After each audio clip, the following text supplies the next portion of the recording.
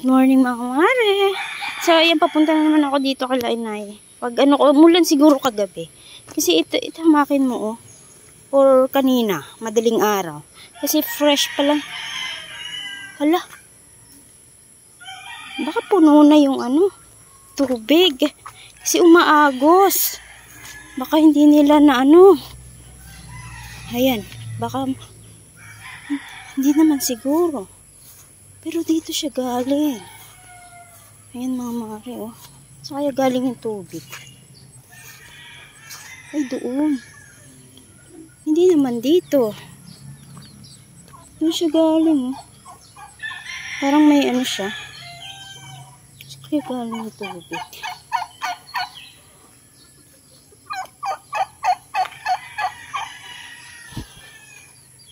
Dito. So kaya galing, eh. Hanap natin. Ay, saan kaya galing yon? Nagsunuran tuloy yung mga yung mga manok. Puntahan ko sana yung saan umaagos yung tubig.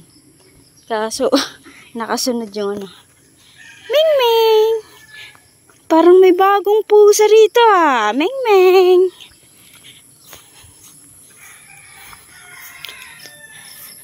Grabe yung sili ni Inay, oh. Pulang-pula. Ayan, yayain ko kasi si Inay ngayon kung mamayang hapon. Siguro may nag-invite kasi sa akin, eh. So, pupuntahan namin. Hindi ko nga lang kasi kilala. So, kamag-anak yun, Inay. Siya yung, pero ako yung in-invite.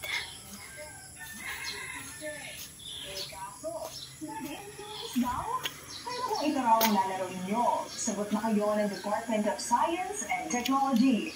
Yan ang MyTV Nay? at Pinoy Culture. It's actually Nakabukas yung TV. Walang tao. May tao? Nakabukas yung TV. Walang tao. Tumutunog yung May tao dito. Inay? Where are you?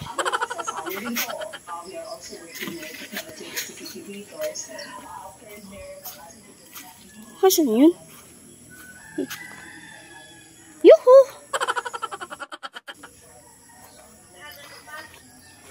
Ay. Inay! Kasama mo? Sabi ko, bakit walang tao? May Ayun nga mga mari, nakita nyo naman para pagbungad na pagbungad ko. Parang mauuna na talaga yung excited ko makipagchismisan. So hindi naman chismisan, may itatanong kasi ako kay Inay. So may nag-invite kasi sa amin na may pupuntaan sana kami ngayong araw na to. Sabi niya, sige punta daw kami kasi nga wala naman daw siyang ginagawa. Kaya sabi ko sa kanya, tanong muna kita kung gusto mong pumunta tayo o hindi. Kasi hindi ko nga alam kung ano yung pagkainan naman yun mga mare. Sabi ko nga sa kanya, kung magsa-Sharon tayo doon, baka sakali marami tayong ma-Sharon doon. Alam niyo na ibig ko sabihin sa Sharon. Ayan sige na naman sa daldal namin. Maghapon na naman yan. Marang tigil na naman yung kadaldal namin. Hanggang sa bitbitin ko na yan si Inay palabas para lang makipagkwentuhan kami ng makipagkwentuhan. Parang hindi na uubos yung oras namin sa kwentuhan hanggang sa magdilim na talaga mga mare. Kung makita nyo lang, kung pwede ko nga lang i-video lahat na hanggang sa maggabi hindi na talaga mauubusan yung kwento na namin dalawa. Tingnan naman nyo naman yung pagkasalampak ko as in talagang ready to daldal na kami. Ready to daldal na pala ako. Ayan na, nag-ano na ako. Yung senyas ko na ganyan. With action talaga ako magkwento mga mare. Ganyan talaga ako magkwento. Pag dalawa lang kami, with action talaga. Habang nagdadaldal nga ako na si Romrom nagising na siya dyan, nakita ko na nagpupungas-bungas na siya. So, hindi ko alam na pala siya, may entrance pala siya. Naging alarm niya yung bunganga ko. Sige lang kasi ako kadaldal. Akala ko dalawa lang kami ni Inay. Ang ingay-ingay ko. Ayan, nilingin ko nga si Romrom kasi narinig niya siguro yung daldal ko. May pala siya. Buti na lang nandyan ako kasi alarm nga yung bunganga ko.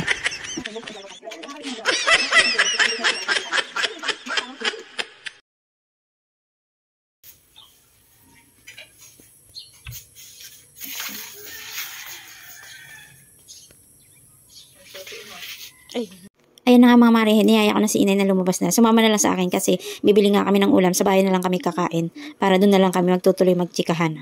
Ay kaya may lakad nga kami ng 3:00. So 3:00 yung schedule namin na pumunta doon sa pupuntahan namin. So nakita ko yung Mingming dyan. Tinatanong ko kasi Inay, nangagat kasi yan na Mingming. Nangangalmot pala, nangangalmot mga mare.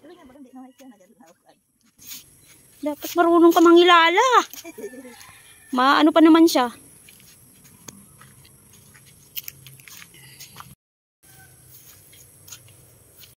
Pupunta sana ako doon. Kasi yung mga manok nagsunuran, kaya balik ako. No? Ipagkaunan niya, may pagkaon. Ang mga sinda. Una, may pagkaon.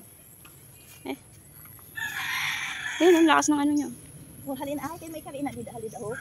Kakampi ka na ako. May kalina. Dida, may kalina. Ang lakas naman,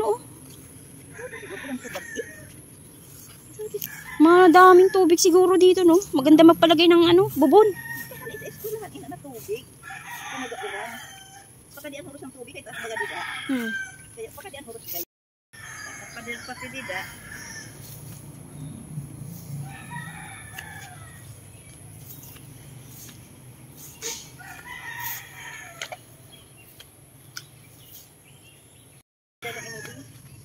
Saka kay ginano naman sa lupa na ano.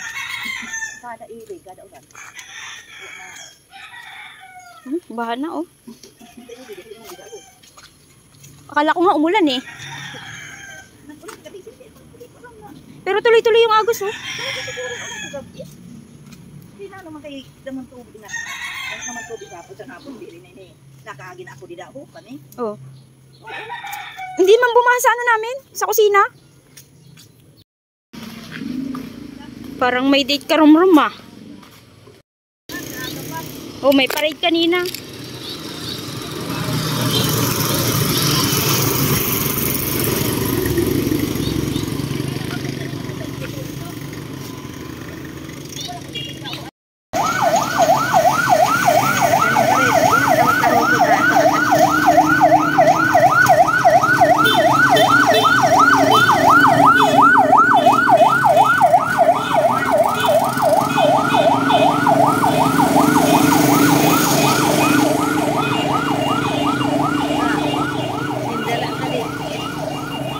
Ayun mga mare, punta muna kami ng palengke, muna ako ng ulam namin para doon na kami kakain. Sabi ko kay inay, sabay na siya kumain. Total siya lang naman doon. Sabay na lang siya ako sa akin na kumain. Sabay na lang kami para makapag-chikan. Binitbit ko na siya pa uwi kasi parang magtatagal na naman ako yung chikahan namin, parang wala nang katapusan. Parang andun na dikit na yung puwet ko doon sa upuan ni parang hindi na ako mauubusan ng ikukwento, kaya sabi ko kay inay, uwi na lang kami. Bili mo na lang kami ng ulam bago kami diretso sa bahay. So, ayan, tapos na ako mamalengke, mga mare, uwi na tayo. Ang ganda talaga ng ulap ngayon. Bakit kaya parang nagaganda talaga ako sa pwesto ng camera ko. Yung ganyan, kaya diyan ko pinesto mga mare kasi nagaganda na ako sa ulap. Sobrang puting-puti talaga siya. Nakakala mo parang nasa kayo, di ba yung sasakay ka sa aeroplano, makikita mo yung mga ganyan. Parang ang baba ng ulap pa. Promise. Parang ang ganda talaga niya sa personal. Sabi ko nga kay hindi lang talaga tayo gal sa oras. Tatambay muna tayo dun sa sa tabi ng dagat, sabi ko kay inay. Kasi nga, wala naman talaga kaming gagawin, kundi pupunta nga doon sa nag-invite sa amin. Siyempre, para naman makapaglakotsa kami, dayo naman kami sa ibang, sa ibang lugar. Kung sa sana kami, sa lugar nila Bella, kaso ang layo-layo nga, tapos maulan. Buti sana kung hindi maulan, okay lang sana. Para naman tayo nagtutula mga mare sa ating voice over. Pagkadating namin nag-prepare na kagad ako sa kusina, diretso luto na kasi 9 o'clock na nga. Kasi ang bilis ng oras. Ang bilis lang talaga ng oras pag nakipagchismisan ka. Hindi mo talaga na mamalay yung oras mo. Kaya ayan nagmamadali na naman ako.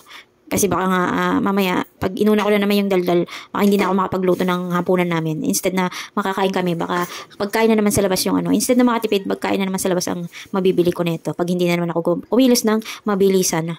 Ayan na, andyan na ako. Kasama ko si Nay pag uwi dyan sa sabi ko doon na nga sa bahay ko kumain. Gusto ko magluto ng sabaw na isda para kasi the whole week na kaming karne. Tapos wala pang masyadong gulay kaya sabi ko mag-isda na lang kami sabaw para naman maiba naman, hindi lang lagi puro meat, 'di ba? Mahirap naman lalo na medyo nagkakaedad na tayo. Hindi naman tayo pwedeng laging meat. Kaya mag-isda mo naman tayo na may gulay.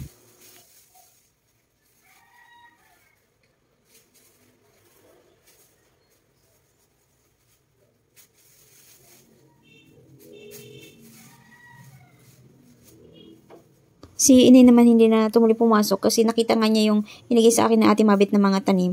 Ando lang kasi sa labas siya mga mare. Tapos gusto niyang linisin. Sabi ko wag na niyang anuhin. Kasi minsan pag wala akong ginagawa, nililinisan ko yan. Sabi ko kay inay. Kaso mahilig kasi sa laman si inay.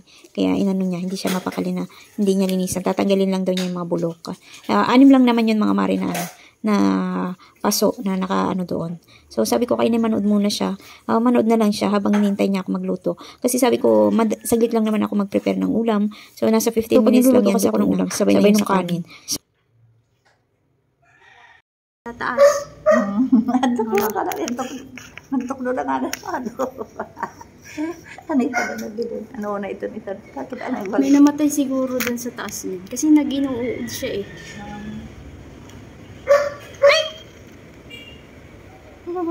Patira yan sa sa taas. Ewan ko paano siya nakababa. Kaway ginagihan mo na. Ayun nga mga mare, nakapagluto na ako ng ulam. Nagprito lang ako, hinintay ko lang may baliktad ko yung piniprito ko. So, yung kanin naman, nanaantay ko na lang maluto. Si inay naman, bago kami kasi pumunta dyan, na siya ng Quaker Oats niya. Kasi sa umaga yun ang kinakain niya. Mag-10 na kasi mga mare, kaya ako hindi pa ako kumain. Ito talaga yung oras ng kain ko, alas 10, alas 11. Yun talaga yung kain ko ng agahan at saka tanghalian. Sabay na yan, kaya nararamdaman ko nang nagugutom na ako. Ayan si inaya, binuksan ko na yung TV para manood kami ng Tulfo. Doon na kami magchismisan about sa mapapanood namin sa Tulfo. Minsan na mag-chismisan kami ng mga about sa napapanood namin. Ayan, binuksan ko na yung TV. Ayan, kain tayo mga mare, yung ulam namin yung binili ko yung sabaw na tuna. Paano ba sabihin? Bumili ako ng tuna, sinabawan ko siya, nilagyan ko siya ng sitaw. Fresh pa kasi yung sitaw, kaya bumili ako ng tuna. Tapos, nagprito ako ng itlog kasi ayoko kasi, pag may sabaw kasi ako na kinakain mga mare, gusto ko may dry ako na kinakain na ulam. So, nagprito ako ng itlog na may kamatis. So, sok yan sa may sabaw.